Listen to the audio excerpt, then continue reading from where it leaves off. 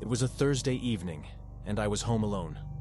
My parents had gone out for dinner, and my younger sister was staying at a friend's house. I was in my room, studying for an exam, when I heard the sound of a car pulling into the driveway. I glanced out the window and saw a white van parked outside. The headlights were off, and the driver was just sitting there, not getting out. I thought it was strange, but I figured it might be a delivery person or someone lost. I went back to my books, trying to focus, but I couldn't shake the uneasy feeling. About 10 minutes later, I heard a faint knock at the front door. I hesitated, then went to check who it was. Through the peephole, I saw a woman standing there. She looked to be in her 30s, wearing a plain gray jacket and holding a clipboard. She knocked again, this time more insistently. I opened the door just a crack, keeping the chain lock on. "Can I help you?" I asked. She smiled, but it didn't reach her eyes. "Hi, I'm with the city water department. We're doing routine checks on the pipes in the area. I just need to take a quick look at your basement." I frowned. I didn't get any notice about this. She shrugged, still smiling. "It's a last-minute thing. We're trying to finish up before the weekend. It'll only take a minute." Something about her tone made me uneasy. Her voice was too calm, too rehearsed. And why was she alone? Shouldn't there be a team or at least a partner? "I'm sorry, but I can't let you in without confirmation," I said firmly. "You'll have to come back when my parents are home." Her smile faltered for a second, but she quickly recovered. "Of course, I understand.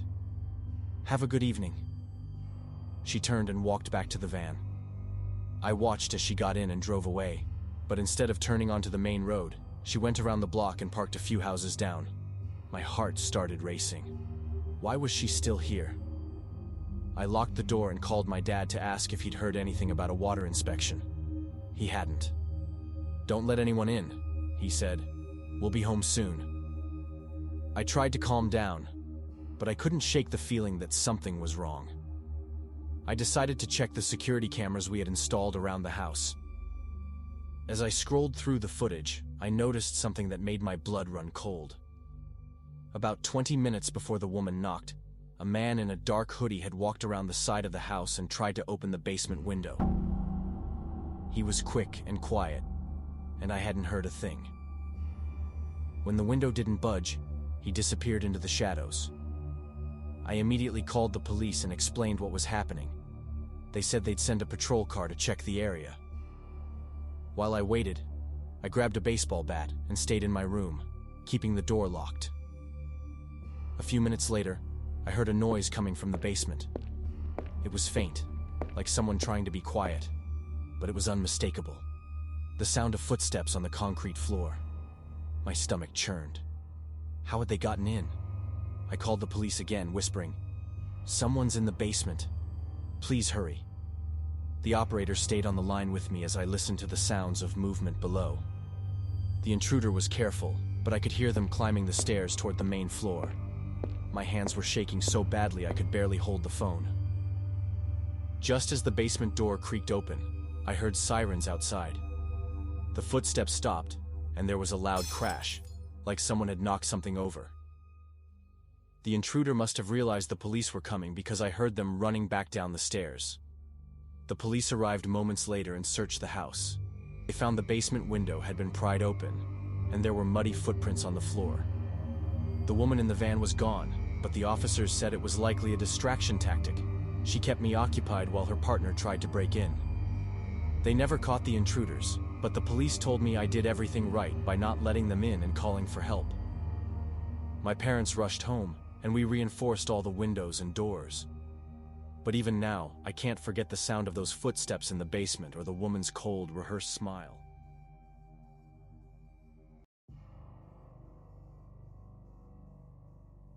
It was a Friday night, and I was home alone. My parents had gone to visit relatives in another city, leaving me to take care of the house. I was 17 at the time, and I loved the idea of having the place to myself. I ordered pizza, put on some music, and settled in for a cozy night. But what started as a relaxing evening quickly turned into a nightmare. Around 9 p.m., I heard a knock on the front door. I wasn't expecting anyone, so I hesitated. I peeked through the peephole and saw a man standing there. He was wearing a delivery uniform and holding a small package. "Delivery for Mr. Johnson," he said, his voice muffled through the door. I was confused. My last name isn't Johnson, and I hadn't ordered anything. I opened the door just a crack, keeping the chain lock on. "I think you have the wrong address," I said. The man looked at the package, then back at me. "Oh, my mistake. Sorry to bother you," he said with a smile. He turned and walked back to his van, which was parked in the driveway. I closed the door, locked it, and went back to my movie. But something about the encounter didn't sit right with me. The van didn't have any company logo, and the man's uniform looked off. It was too clean, almost like a costume. I tried to shake the feeling and told myself I was overthinking it. An hour later, I heard a noise coming from the backyard. It sounded like footsteps crunching on gravel. My heart skipped a beat. I muted the TV and listened carefully. There it was again. Footsteps, slow and deliberate. I grabbed my phone and crept to the kitchen window, which overlooked the backyard. What I saw made my blood run cold. The same man from earlier was standing in the shadows, staring at the house. He wasn't wearing the delivery uniform anymore, just a dark hoodie and jeans. He was holding something in his hand, but I couldn't make out what it was. I ducked down, my mind racing. Should I call the police? What if I was overreacting? But then I heard the back door handle jiggle. He was trying to get in. I immediately dialed 911 and whispered my address to the operator. "There's someone trying to break into my house," I said, trying to keep my voice steady. The operator told me to stay on the line and find a safe place to hide. I ran to the bathroom, the only room in the house with a lock. I closed the door quietly and locked it, then crouched in the bathtub, clutching my phone. I could hear the man moving around the house, trying windows and doors. My heart was pounding so loudly I was sure he could hear it. After what felt like an eternity, I heard sirens in the distance. The noises outside stopped, and I heard footsteps running away. The police arrived a few minutes later and searched the property. They found footprints under the windows and signs that someone had tried to pry open the back door. The man was never caught, but the police told me it was likely a burglar or worse.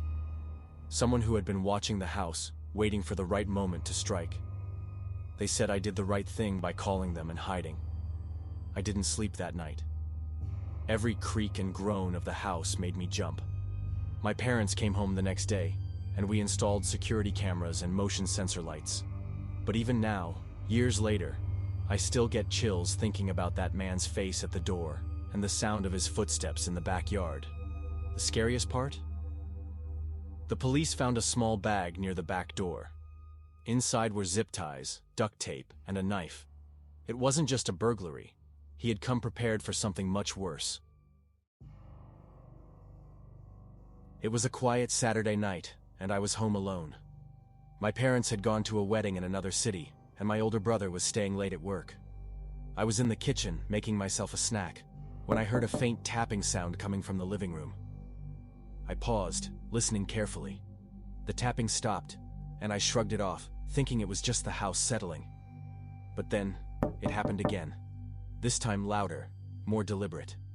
My heart skipped a beat. I grabbed a knife from the counter and slowly walked toward the living room.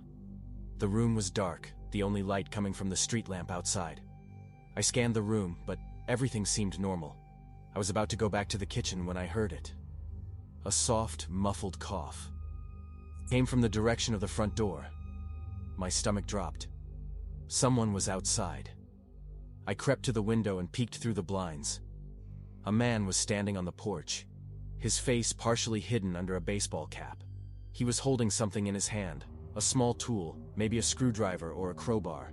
He was fiddling with the lock on the door. I froze, my mind racing. Should I call the police? Should I confront him? Before I could decide, the man suddenly looked up, directly at the window. I ducked down, my heart pounding. Had he seen me? I crawled to the nearest phone and dialed 911. "There's someone trying to break into my house," I whispered, trying to keep my voice steady. The operator told me to stay on the line and find a safe place to hide. I grabbed my phone and ran to the bathroom. the only room in the house with no windows. I locked the door and crouched in the corner, clutching the knife. The operator stayed on the line, whispering reassurances, but I could barely hear her over the sound of my own heartbeat. A few minutes later, I heard the front door creak open. The man was inside. I could hear his footsteps as he moved through the house, slow and deliberate. He was searching for something, or someone. I held my breath, trying to stay silent. The footsteps grew louder, closer. He was in the hallway now, just outside the bathroom door. I could hear him breathing, the sound heavy and labored. My hands were shaking so badly I could barely hold the knife. Then, suddenly, the footsteps stopped. There was a long pause, and I thought maybe he had left. But then I heard a soft knock on the bathroom door. My blood ran cold. "I know you're in there," the man said, his voice low and calm. "Come on out. I just want to talk." I didn't respond. I couldn't. My throat was too tight to speak. The man knocked again, harder this time. "Don't make this difficult," he said, his tone turning threatening. I closed my eyes, praying for the police to arrive. The man started rattling the doorknob, trying to force it open. The lock held, but I knew it wouldn't last long. I gripped the knife tighter, preparing to defend myself. Just as the door started to give way, I heard sirens in the distance. The man cursed under his breath, and I heard him running down the hallway. The front door slammed shut, and the house fell silent. The police arrived a few minutes later and searched the property. They found the front door lock had been tampered with, and there were muddy footprints in the hallway. The man was gone, but they assured me they would patrol the area. My parents came home the next day, and we installed a security system with cameras and motion sensors. But even now, I can't forget the sound of that man's voice, calm and menacing, just outside the bathroom door.